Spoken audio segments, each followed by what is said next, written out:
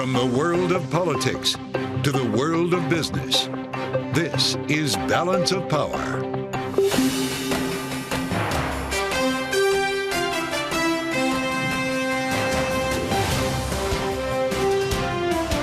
Live from Washington, D.C. From Bloomberg's Washington, D.C. studios to our TV and radio audiences worldwide, welcome to Balance of Power. Alongside Joe Matthew, I'm Kaylee Lyons. Israel kills the leader of Hamas, Yahya Sinwar, but Prime Minister Benjamin Netanyahu warns the war in Gaza is not yet over. Today, evil has suffered a heavy blow, but the task before us is not yet complete.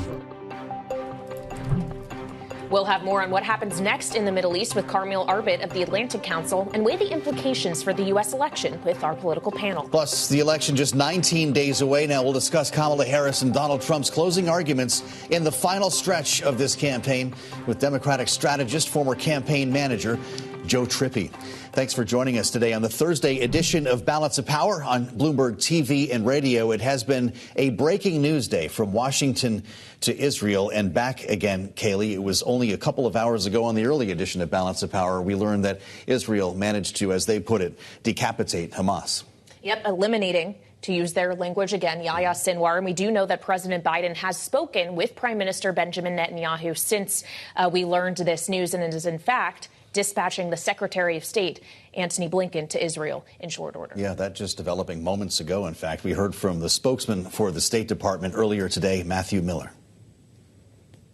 Yahya Sinwar, the leader of Hamas who was killed in an Israeli military operation in Gaza yesterday, was a brutal, vicious terrorist responsible for the death of American citizens, Israelis, and civilians from more than 30 countries across the world. His decision, and it was very much his decision, to launch the terrorist attacks of October 7th, unleashed a year of tragedy in the Middle East.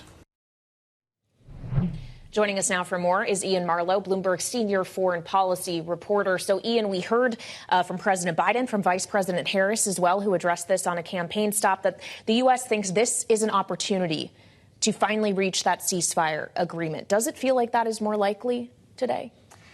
It's hard to say because American officials have been pushing for a ceasefire for the better part of a year now and have failed to secure one. And I think the Biden administration was really looking at this as a legacy issue.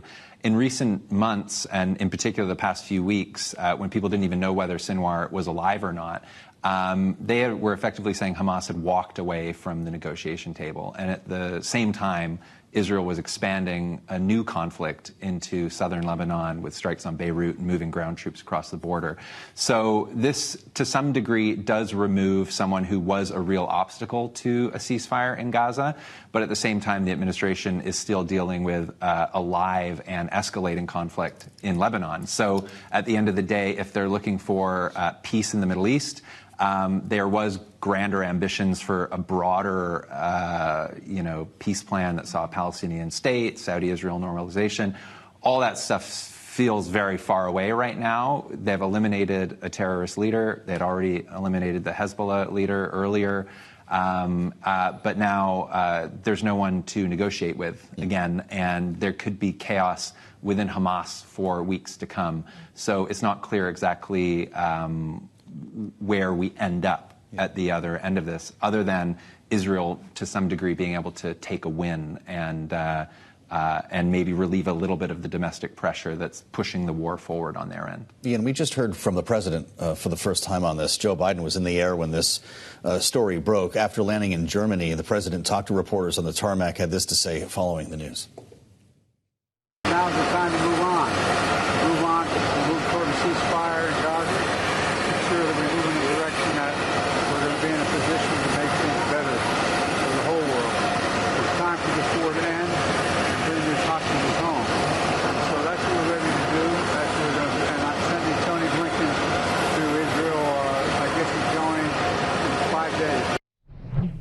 For our radio listeners, a bit difficult to hear the president over Air Force One. He's dispatching the Secretary of State, Antony Blinken, back to the region. Iain, what does that mean in terms of the days ahead? What can the Secretary bring? Yeah, I mean, this will be his 11th trip to the region since the war started. He's been pushing all sorts of stuff on those trips, humanitarian access for Gaza, day after plans. This, I think, is a chance for the U.S. really to sort of push the Israelis towards the negotiation and ceasefire side of things at a time when Netanyahu really does seem intent on continuing to fight in Gaza and also continuing to fight in Lebanon. And you heard it from Matt Miller, the State Department spokesman today, asked whether, Netanyahu's vow to sort of continue fighting conflicted with Biden's message to end the war, to wind it all down. He said, look, we've never thought you could end this all by fighting. You need to have some sort of diplomatic, negotiated solution to this. You don't get an enduring peace by military pressure alone. And so I think that speaks to some degree to the tension that still exists between the U.S. and Israel on this. It still does seem that the U.S. and Biden in particular want a ceasefire more than Netanyahu does. So we'll see exactly what Blinken can bring to this. There's also the question of Iran, Iain. It's two of its proxies have had their leadership eliminated now by Israel. How is that likely to change the behavior we're seeing coming out of Tehran, and whether we could see any retaliation directly, as we saw just a few weeks ago? Yeah, it's a good question. I think Haniya, the political head of Hamas, was taken out in Iran proper, during the inauguration of the new president in Iran, and so that was dealt with, I think, a lot more seriously than this one is. It's hard to tell, right, what the calculation will be. Iran, experts say generally is fine to fight to the last proxy, but is not willing to kind of sacrifice its own people, its own soldiers, and that sort of thing. So we'll see exactly. There was questions from the early days of the conflict how much Iran knew about what Sinwar was up to, what they were orchestrating on October 7th, whether they knew exactly the scale and intent of what was planned. And I think the U.S. had generally settled on the idea that Iran didn't know exactly what Sinwar was up to. So how much Iran is going to want to retaliate for this is up in the air. And I think it's obviously at the moment, in the grand scheme of tit-for-tat retaliation between Israel and Iran, everyone's waiting on Israel's strike now. Everyone's waiting for Israel to hit back at Iran for the last ballistic missile attack that Iran launched. So, and people are hoping that will go off without the need for more retaliation. So I'm not 100% sure that Iran right now is going to be wanting to provoke Israel even more. An important day to have our expert on diplomacy with us, Bloomberg's Iain Marlow. Thank you so much, Iain, for the time. Earlier today, as we turn our attention to the campaign trail where this is resonating, at a campaign stop in Milwaukee, Vice President Kamala Harris spoke directly about the news coming out of the Middle East. Here she is. This moment gives us an opportunity to finally end the war in Gaza. And it must end such that Israel is secure, the hostages are released, the suffering in Gaza ends, and the Palestinian people can realize their right to dignity, security, freedom, and self-determination. And it is time for the day after to begin, without Hamas in power. Joining us now, Bloomberg's Saleha Mohsin at the table in Washington. Saleha, welcome. The Vice President talks about an opportunity. This is one for her on a political level as well, if only to appear presidential. Those optics we just saw are important. Absolutely. I thought it was interesting how closely she was reading from what was written, because it is such a contentious issue. And she does not have the certainty from the Arab Muslim population, particularly in Michigan, that she really needs in order to win. Well, and we saw her last night in an interview on Fox addressing, in part, the situation in the Middle East, how she was in the Situation Room the last time Iran tried to attack Israel directly. But the fact of the matter is she was on Fox for that conversation, Saleha. And Fox said today it was their most viewed interview of 2024. More than 7 million people tuned in live, knowing she was trying to reach a group of voters that she doesn't necessarily automatically have in her corner. What does that signal about her effort? I mean, for one thing, it was a spicy interview. Her and Brett Baier interrupting each other, stern exchanges. They were both trying to make sure their cases were made and their points were taken. It does show that Harris is making a very targeted effort to get the Republicans who don't want to vote for Trump and aren't sure about her. There's a lot of people like Liz Cheney and Dick Cheney, who have now said, and 100 other Republicans who have served the country, signed letters, made public statements to say, we support Kamala Harris. I think she's going after them, but also she's making a very complicated case to say, generally, she's trying to say, I'm like Biden, but I'm not. And that comes down to different policies. But she made the mistake last week of saying on The View that, oh, I agree with every decision that he's made. And she kind of had to backtrack in her interview with Fox to say, I'm not going to run my administration just exactly the way Biden is. I'm different. Yeah, she said she will not be a continuation of Joe Biden's presidency. Bloomberg's Saleha Mohsin, thank you so much. Saleha, of course, is the host of the Big Take DC podcast, and that latest episode is out today. Now, coming up, it is 19 days until Election Day. We'll have more on how the candidates are strategizing in this final stretch of the campaign with Joe Trippi, senior advisor for the Lincoln Project, former Howard Dean presidential campaign manager, next on Balance of Power on Bloomberg TV and radio.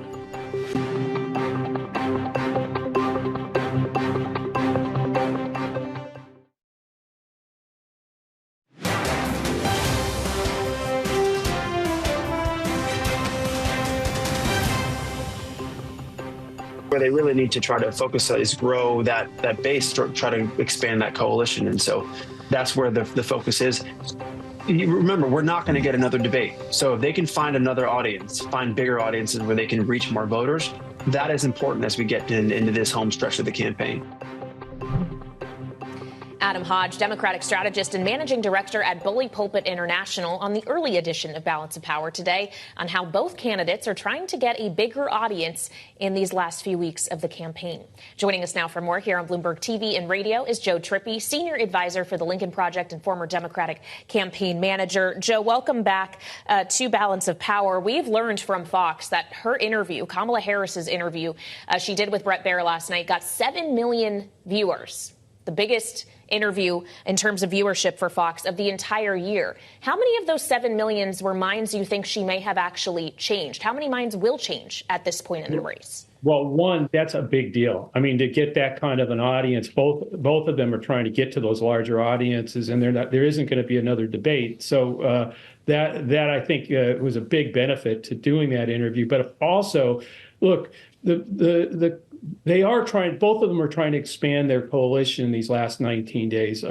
And Kamala Harris clearly is out there trying to reach, and she's got to try to reach Republicans and Republican men in particular.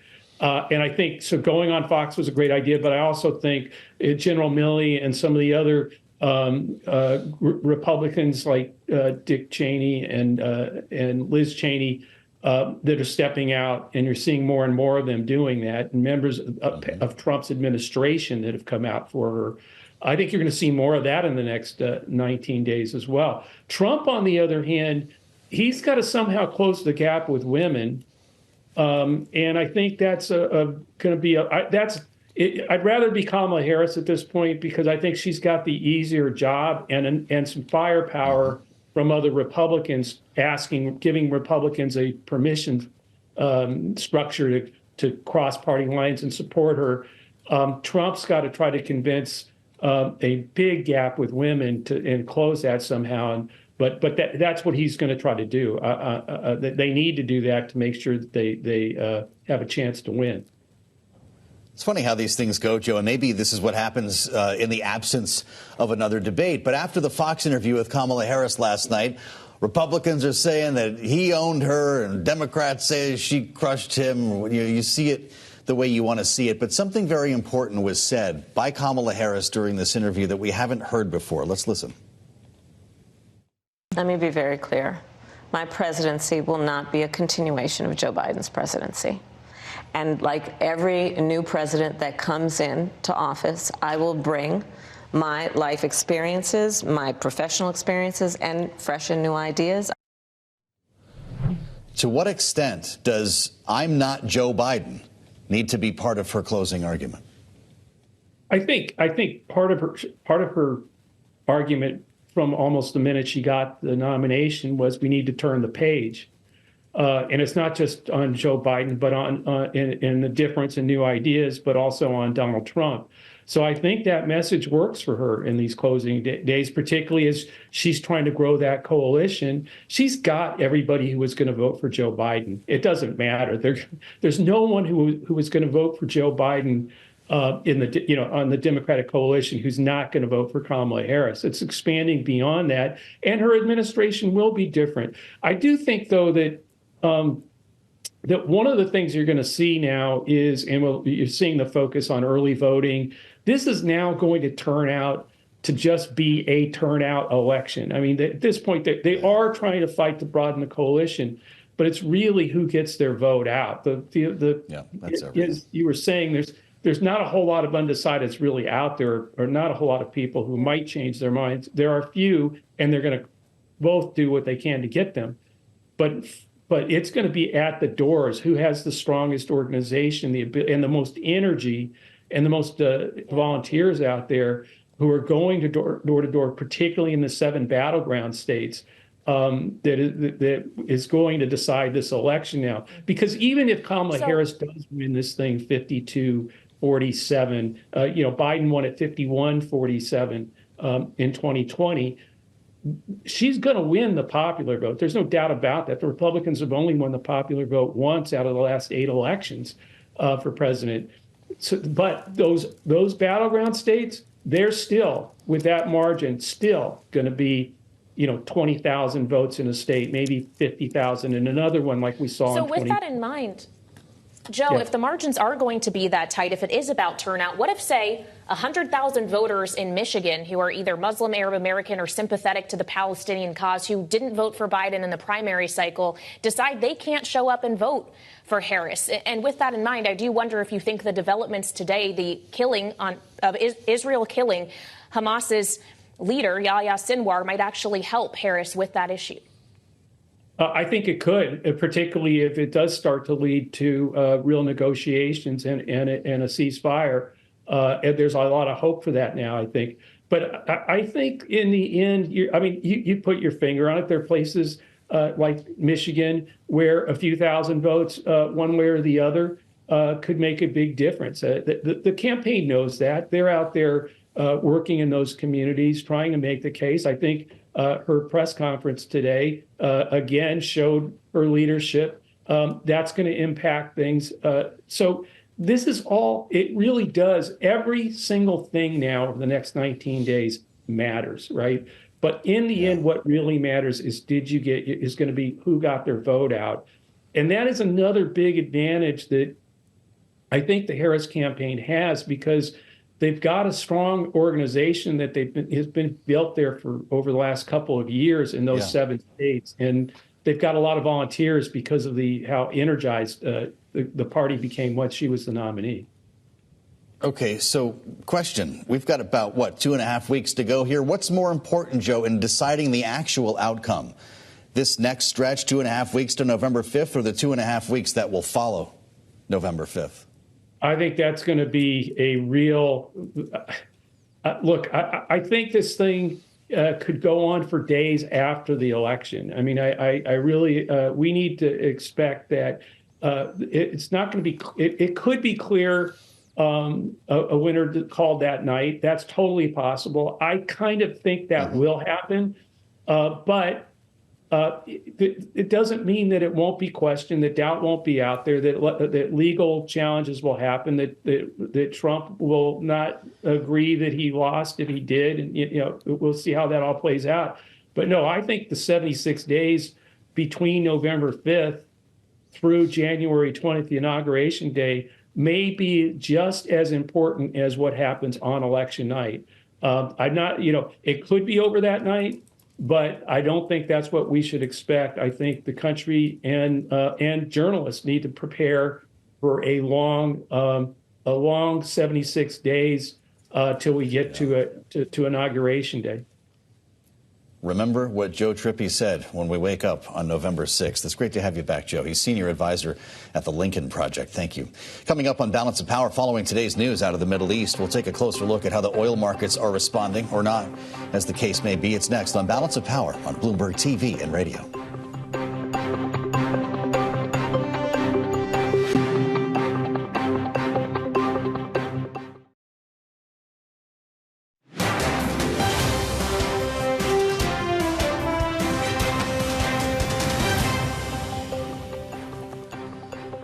This is Balance of Power on Bloomberg TV and radio. Thanks for joining us. I'm Joe Matthew alongside Kaylee Lyons in Washington.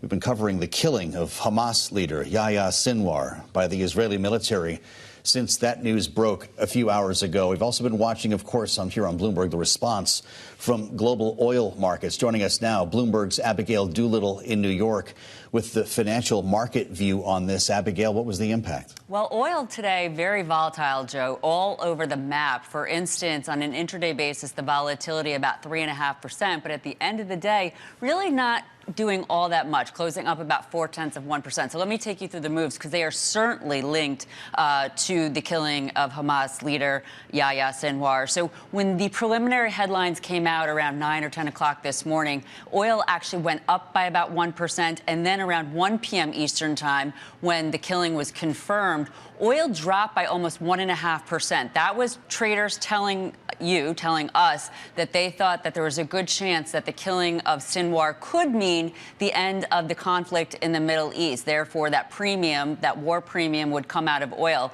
But then very quickly, Israel, Benjamin Netanyahu, said that the conflict is not over, that there's more to go. And that's when we saw oil come off of those lows and ultimately close higher by about 0.4%. You know, I was speaking to Steve Sosnick over at Interactive Brokers, and he said that if oil traded down to, in terms of what is the war premium, if it traded down to about $65 per barrel or plunged very quickly, that would be a key tell on markets telling you the conflict was over. But we know that it's not, and therefore oil all over the map again, but really not a big move at the end of the day. And Abigail, we just have about a minute left here, but beyond oil, as we consider the geopolitical environment and uncertain domestic political environment, what else are you going to have your eye on in the weeks ahead? Well, you know, right now I'm always looking at stocks overall, and it was interesting to see that the S&P 500 not doing all that much, closing down just slightly. It had been higher, so maybe you could say that was a little bit of a risk-off feel there to some degree. I think, Kaylee, we're all looking at that election right now. The predicted odds and some of the other measures that we look at point to a Trump win. We don't know that for sure, but markets love certainty, so stay tuned. All right, Bloomberg's Abigail Doolittle, thank you so much.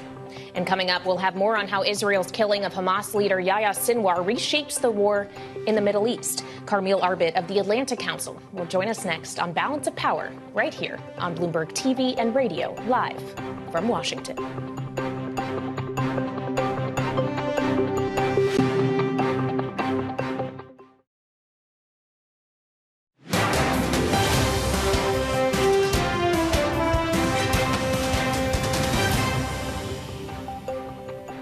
I think it cannot be over if all that happens is constant attacks, both in Gaza and in Lebanon. There is an opportunity here for the entire neighborhood. Remember, this was started by the Trump administration with the Abraham Accords, for the neighborhood to come together, work with Israel on two things. One is a positive relationship, and the second is a path to two states. That was Jane Harman, chair of the Commission on the National Defense Strategy, on the early edition today of Balance of Power, shortly after the news broke. Joining us now, Carmiel Arbit, Senior Fellow of Middle East Programs at the Atlantic Council. Carmiel, thanks for being with us on an important day here with this development that Israel has confirmed the death of Yahya Sinwar. We got a readout of Joe Biden's earlier phone call with Benjamin Netanyahu. The White House says they discussed how to use this moment to bring the hostages home and to bring the war to a close. Does this killing today make that more likely? Thank you so much. I think, as we heard from Jane Harman, what's considerable is that the international community and the United States are very eager to see the conflict in the region come to an end, not just between Israel and Gaza, but between Israel and Hezbollah, and to see a de-escalation between Israel and Iran. The problem is that the international community can't want this more than the parties. And so while what we saw today was a considerable victory for the Israelis, and specifically for Netanyahu, one of their key strategic objectives in Gaza was to eliminate the leadership, and they have now taken out really the trifecta of Hamas leaders, and Sinwar was perhaps the most important because he, of course, was the mastermind behind the 10/7 massacre. This is a significant victory for Israel, and yet still so many other objectives remain unachieved, and that includes the release of more than 100 hostages and the disarmament of Hamas. Until both of those things happen, I can't see a scenario where the Israelis are going to move to any meaningful ceasefire. And of course, Hamas, reconstituted, would need to be in a position to do that as well. Yeah, I guess it becomes a question here as they describe this as a decapitation. Carmiel, how many heads there are on this Hydra? Who is likely to take over in Sinwar's stead? Yeah, so what we see right now is kind of a moment where Hamas has really been, as you've said, kind of beheaded here. There are two prospective candidates to take over the leadership. One is Sinwar's brother, Mohammed Sinwar, his younger brother, who's seen as more of a more localized militia leader. The other, of course, is Hamas leadership in Qatar, where what you have is leadership that tends to be a little bit more moderate, that has acted as kind of the political spokesperson overseas, but doesn't necessarily have the same degree of domestic support. So what we're likely to see is some infighting within Hamas as they determine what their leadership is going to look like moving forward. And then the question becomes whether or not Hamas, now hobbled by what has happened, is motivated to concede to Israel, release the hostages, or the very opposite. You know, the way that Sinwar was killed really he will be martyred. He will be seen as someone who was on the front lines of the war. It could actually help Hamas to recruit new fighters in a moment where folks have become pretty disillusioned with Hamas. I mentioned the readout from the White House, Carmiel, earlier today. We also heard from Jake Sullivan, the president's national security advisor, who was aboard Air Force One with Joe Biden when this all broke. This is what he had to say about the news of Sinwar's death and the future of the war in Gaza. Various points along the way, Sinwar was more interested in causing mayhem and chaos and death than in actually trying to achieve a ceasefire and hostage deal. And we repeatedly saw moments where it was him in particular who stood in the way of making progress towards the ceasefire and hostage deal. Now, there were other obstacles too along the way, but he was certainly a critical one. And yes, I think his removal from the battlefield does present an opportunity to find a way forward that gets the hostages home. Keep hearing the word opportunity in this case, Carmiel. What do people think on the streets of Israel, Jerusalem, and throughout Tel Aviv? Yeah, there is certainly an opportunity. There is an off-ramp here for Israeli leadership should they choose to take it. Let's be very clear. There is a reason now to call for a ceasefire. That being said, again, you still have to have both actors at the table. It can't be done unilaterally. I think the other piece that you have is the continued political pressure on Netanyahu to continue in the operation in Gaza. And I think it's also important to remember that just because there's a ceasefire doesn't mean Israel's operations in Gaza are going to cease entirely. So those are two totally different things. On the other hand, for there to be a ceasefire, it would mean that Netanyahu would essentially say that this conflict has ended. And that would require him to essentially face up to the music. There will be an investigation into how the deadliest day in Jewish history since the Holocaust happened under Netanyahu's watch. That's something he's very eager to avoid. There's also a huge amount of pressure from Israel's right-wing coalition, not just to establish a security corridor in Gaza, but also to establish settlements. That's something that's still a little bit far-fetched, but the objectives are considerable, and the obstacles to taking advantage of the opportunity are certainly significant.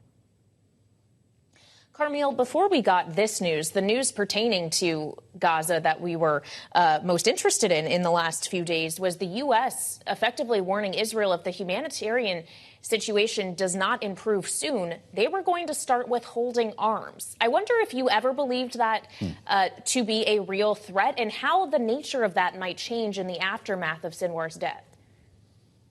Yeah, I wouldn't necessarily expect Sinwar's death to change the dynamics here between the U.S. and Israel when it comes to the humanitarian situation. But I guess, that being said, Carmiel, if I could just jump in, I guess what I'm wondering here is if the U.S. was supporting Israel in its objectives, and one of the objectives was to take out the leadership, which they have now successfully done. Is that going to make the U.S. even less patient with Israel's ongoing operations? Look, the U.S. is deeply committed to achieving a resolution to this conflict, and that is not going to change. They are also eager, of course, to see some kind of a ceasefire before the election. There are political considerations here, but they also want to see an end to the humanitarian crisis and killing that is happening in Gaza. They want to see the release of hostages. But the U.S. is not going to force Israel into a unilateral ceasefire that doesn't include the release of those hostages. So then the question is, what concessions is it going to push Israel to make?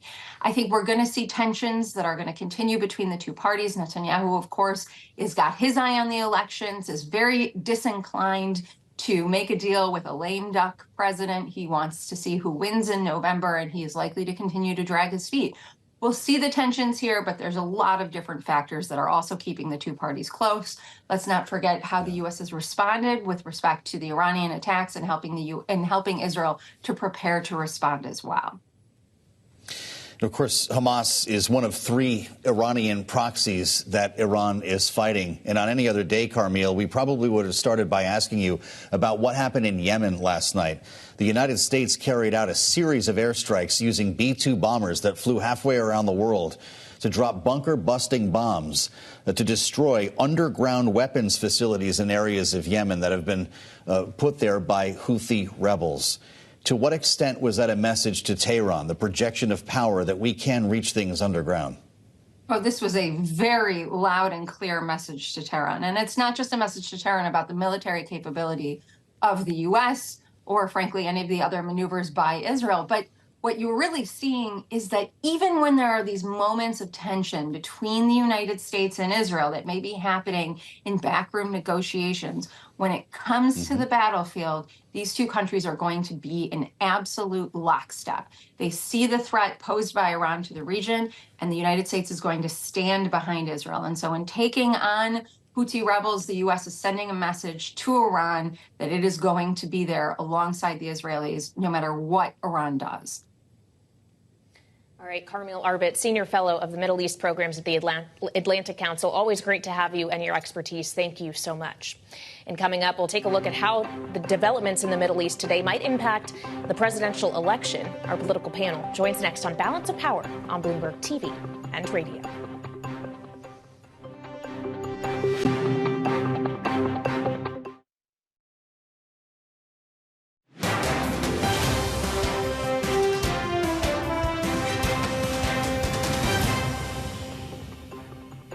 Prime Minister Netanyahu does not really want to help Harris. Quite the opposite. While he's had his tussles with Donald Trump, he seems to favor Donald Trump. That certainly has been suggested by the reporting in the Middle East itself. So I'm not sure he wants to do anything to help Harris. Maybe events will take over and they will help her anyway. But it's not been an easy fall for the Democrats. Larry Sabato of Sabato's Crystal Ball on the early edition of Balance of Power. Actually, no, it was earlier on this late edition of Balance of Power. It's been a long day on the developments in the Middle East and how they intersect with the presidential campaign. And joining us now here on Bloomberg TV and radio for more on that is this evening's political panel, Lisa Camusa Miller, host of the Friday Reporter podcast and Republican strategist, alongside Kevin Walling, vice president at HD Creative and Democratic strategist. Great to have you both. It has been a busy news day, including, of course, this news from the Middle East and the death of Yahya Sinwar. We've heard Kamala Harris talk about this already while she was campaigning in Wisconsin. How can she use this to her advantage as the incumbent vice president who actually has had problems within her party over the issue of Israel? Yeah, Kaylee, it's a great question. You saw, the setup in Milwaukee. They had those flags, the vice presidential podium, making it seem like this was very much an official statement in regards to this. Of course, she also, because the president was in transit on Air Force One heading to Germany, was the face of the administration, particularly on this issue with the news. So certainly her comments were, recognizing the importance of taking this terrorist off the map. and doubling down on calls for the potential, hopefully, that we can turn the page, the alignment of the statement by President Biden, the vice president, echoing some of the comments from Bibi Netanyahu in his press conference, that we can turn the page and work towards peace as a result of this. It's an important point when you consider the timing. Joe Biden was on Air Force One flying over the Atlantic on his way to Europe when this happened. And so, as Kevin mentions, Kamala Harris is now speaking for the White House. She's at the podium, the flag's behind her, potent optics if you're trying to be taken seriously on the world stage here, running for the job. How important is that as a contrast to Donald Trump? Well, I certainly think she did a great job today. And to me, I felt like the tone was very strong. It was the kind of tone that people are looking for from her. The difficulty here is that we're 20 days before the election, Joe, and I think people have hardened their positions about how this administration has been on this particular issue. So while I think she did a great job today, I think that there is going to be a lot more that would have to happen in order to change people's minds about how the administration has handled the issue. And also, too, because we don't really think that much is going to change over the course of the next few days, I'm not necessarily sure that it's going to be helpful to her turning minds around. What about for President Biden, though? He said when he announced he was leaving the race and he gave that address from the Oval Office that one of the things he wanted to accomplish before his presidency was over was peace in the Middle East. What happens to his legacy if he doesn't get that? Well, certainly, to your point, this is what he's going to focus on in these next 100 days or so before the next president takes the oath of office. That's one of the reasons why he's flying to Germany as part of his legacy. He's going to receive the highest honor, Kaylee, from the German people. Obviously, meet with our key NATO allies, Germany, France, and in the UK on the ground there. But certainly, that is also a consideration of his statement from the Oval Office, that this is going to be a serious focus on returning those 101 hostages by the end of his term, focusing on pursuing peace there. And this might open the door to that reality in the next couple of weeks and months. Is this a campaign issue or not? We hear so much about the economy. We hear about the border, domestic issues driving turnout 2.5 weeks from now. What about this? I think more than anything, Joe, this is really about national security and homeland security. I think a lot of people have sort of an unsafe feeling that they're sort of unsteady. If things are not steady in the Middle East, if things are not steady in Europe, then people feel unsettled here at home. And they do look to the White House and they look to the administration to have sort of that strong hand and that strong measured attention to that kind of conversation. And so, yes, I think that is definitely part of it. I think people also attribute the fact to the economy being unstable to the fact that the globe is not necessarily stable. So I think people are sophisticated enough to understand that and know that it's all part of the broader point of view as it goes to what's going to happen in the election. Great. Our panel stays with us. Coming up, we're in the final stretch, of course, of this election. As noted already, Harris and Trump campaigns are pushing through these last few weeks with their own media strategies that we'll discuss with our panel ahead on Balance of Power on Bloomberg TV and radio.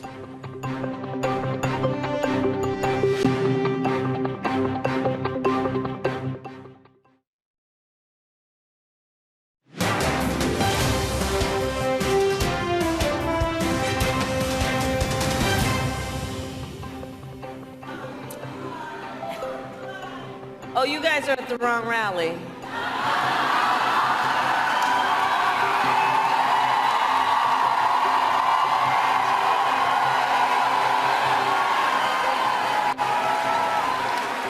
No, I think you meant to go to the smaller one down the street.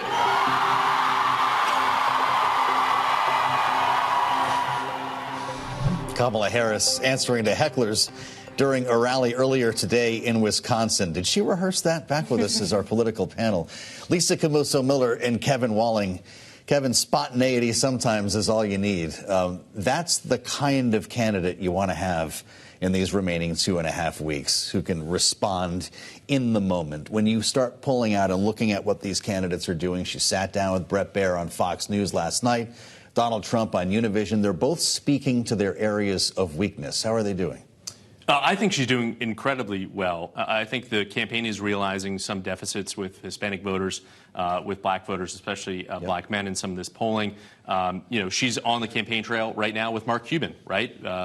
Mavericks owner, business guy that can appeal. He's a great surrogate on the campaign trail to those audiences. And I think she's making up for some of the deficits that they see in the polling. Same with the Donald Trump campaign, doing this all-female town hall with Harris Faulkner, realizing some of the softness and support among women, especially on the issue of abortion. So this is now the day and age, 19 days out, where you've got to shore up the support and make the case to those weak positions for your candidacy. The town hall Trump did with women aired on Fox yesterday. Got about 3 million viewers. Kamala Harris's interview with Bret Baier got more than 7 million or audience members viewing that interview. It was the most popular interview they've done in the season of 2024. So what matters more, crowd size at rallies, as she was talking about there, or crowd size, audience size of people watching at home? I think they all matter. I'm so curious about who it was that was watching. Was it the Republicans that really are interested in potentially not supporting the top of the ticket? Was it curiosity from those who actually follow Fox? Anyway, I'm not here to analyze any of that. It's just a curiosity for me. Right. But also, too, I think the thing we're seeing here is a candidate that is stepping into her confidence. And she, for so long, was held sort of back. She was the number 2. She was the vice president. And so that level of confidence at the podium today demonstrates that she is feeling very confident about how she's performing. And that, I think, is something, had she been given more time, may very well have helped her more as we go into these final weeks. You know, Joe Trippi said something important earlier, really rang true to me, that we spend so much time obsessing over these undecided voters. I don't know if there are 3 left or whatever. The fact of the matter is pretty much every American voter has decided who they're going to vote for. It's going to become a question of turnout. How do you best use them these last 2.5 weeks to mobilize people? Is it doing interviews on TV, knocking on doors, all of the above? Yeah, Joe, it's a great question. To your point, I don't think it's a debate between Harris and Trump at this point. It's a debate between the two of them and the couch, yes, right, in terms of who's actually going to turn out. You know, she's obviously in Milwaukee, in Wisconsin across today, Michigan tomorrow, then on to Georgia on Saturday. Early voting in Georgia started on Tuesday. Those numbers are off the charts. You know, something like 581,000 Georgians have already voted. That's 10% of the turnout total in 2020. So I think you're going to see her play to her advantage, especially in early vote states. She was in Arizona coordinating with that early vote. Yep. Georgia and North Carolina starts today, so she's going to be there next week. And I think that's the play, is to be as big as you can media-wise, rally-wise, in these early vote states, notch those early ballots in, and provide that kind of blue wall in some of these key states heading into Election Day. Well, when we consider the early vote, we've heard mixed messages from Donald Trump about its validity, whether or not it is stupid. We've seen an attempt to change that tune, Lisa, but do you think that could come back to bite in a material way when we're looking at the numbers of the kind Kevin is talking about? Well, I think that the RNC got in front of that. I don't totally agree. He has given many, many different directions on this. In fact, sometimes even in the same speech. Yeah. But I will say that the RNC, because they know what it takes and they know about the ground game and they know about the importance of having that data and knowing which doors to knock on, they, I think, have pulled him back from talking about absentee ballots and provisional ballots and all of the ballots that need to be happening, because he needs all the votes he can get, too. This is definitely 100% about a turnout election. Well, I don't know if we're getting into silly season, if we're already there, but there's a report that Donald Trump is going to stand behind the fry-later at a McDonald's this weekend. The campaign's putting him, I don't know if he's going to wear the paper hat or how that all works out, but he's going to be cooking fries to show the world that I guess he's as good at this as Kamala Harris, who actually had that job. We talked about presidential optics earlier. How does that play? I just hope that his long tie doesn't go into the hot oil and catch him on fire, manning that position. This has been an obsession of his. It is for ever since it came McDonald's. out. You know that he loves McDonald's.